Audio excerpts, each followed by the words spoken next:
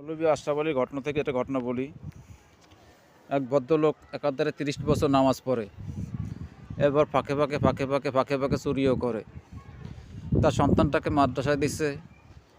সন্তানকে বলে, আমি গাছে উঠলাম, তুই একটু মানুষ কেউ আসলে আমাকে বলিস।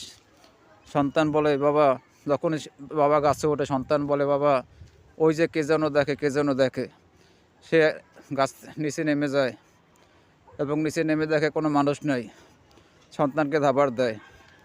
আবার সে গাছে ওঠে, সন্তান বলে, বাবা ওই যে কে যেন দেখে। এরপরে নেমে দেখে কেউ নেই। সন্তানকে বলে, এটা বেকুব, তোরে মাদ্রাসায় পড়াইলাম কি মিথ্যে কথা শেখার জন্য? সন্তান বলে, না বাবা, আমি মিথ্যে কথা বলি নাই। তুমি তো বলছো কেউ দেখে কিনা। তা তুমি যখন গাছে উঠছো আমি দেখি কোনো মানুষ নেই, কিন্তু আমার আল্লাহ ঠিকই দেখে। বাবা তখন সন্তানকে বুকে জড়িয়ে ধরে বলে, বাবা আমি এত বছর নামাজ পড়লাম, আর তুই সামান্য কদিন মাদ্রাসায় গিয়ে এত সুন্দর শিক্ষা নিলি, যা আমি আজ থেকে আর চুরি করব না।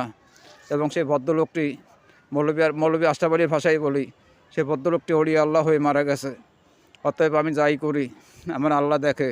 আমার আল্লাহ আমার সব কৃতকর্মের সাক্ষী। সেজন্য আল্লাহকে ভয় করে চলুন।